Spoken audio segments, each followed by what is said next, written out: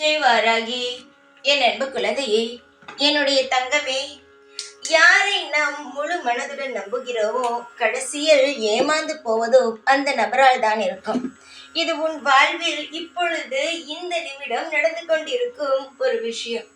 யாரை நீ முழுமையாக நம்பினாயோ அவரே உன்னை உதறிவிட்டு சென்று விட்டார்.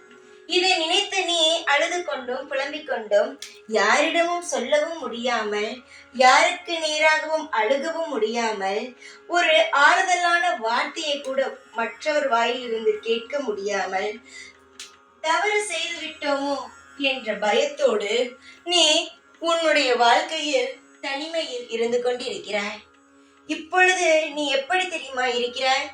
யாருடனும் பேச பிடிக்கவில்லை, யாரையும் பார்க்க பிடிக்கவில்லை, எந்த ஒரு புதிய விஷயத்தையும் செய்ய துவங்கவில்லை.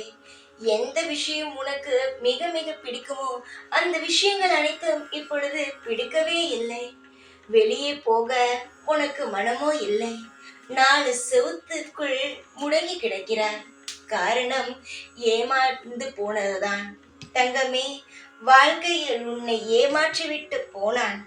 அவன் உன் வாழ்வில் நீ அவனை நம்பினாய். ஆனால் அவன் உன்னை முழுமையாக நம்பவில்லை. அவன் உன்னை காலத்திற்காக சில மணி நாட்களுக்காக வைத்திருந்தான். அவனுடைய வேலை முடிந்து விட்டது. அவனுக்கு தேவையான எல்லாம் கிடைத்து விட்டது, போய்விட்டான். அதனால் அவனை நினைத்து நீ வருந்த கூடாது என்பதே நான் உனக்கு சொல்லும் ஒரு அறிவுரையாக எடுத்துக்கொள். இந்த வாராகி தாயானவள் உன் தாய். ஒரு தாயான நான் உனக்கு ஒரு விஷயத்தை சொல்கிறேன், நன்றாக காது கொடுத்து கேள்.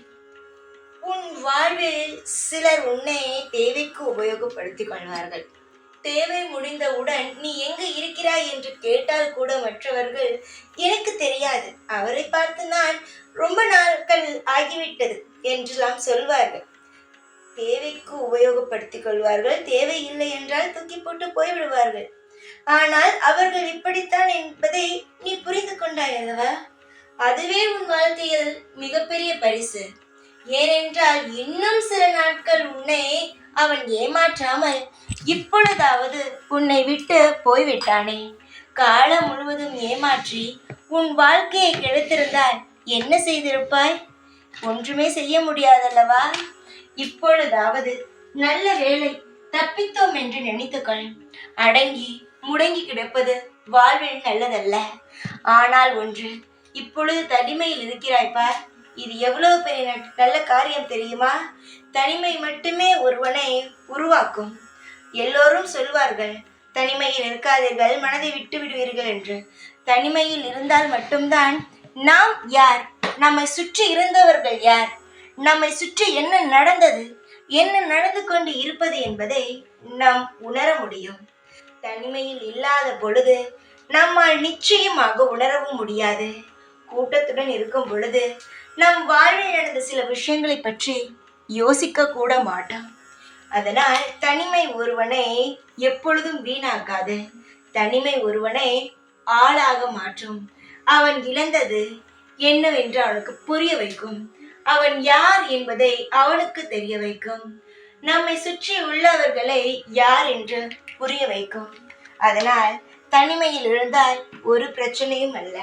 அனைவரையும் புரிந்து கொள்வோம், அவ்வளவுதான். உன்னை விட்டு போனவனை நினைத்து கவலைப்படுவதை விட்டுவிட்டு அவனுடைய ஞாபகங்களை மறப்பதற்கான வழியை பார். இப்பொழுதாவது தப்பித்தோமே என்று நினைத்துக்கொள். எல்லாம் மாறும், கூடிய சீக்கிரம் மாறும். நான் இருக்கிறேன் உனக்காக எப்பொழுதும். ஜெய்வாராகி.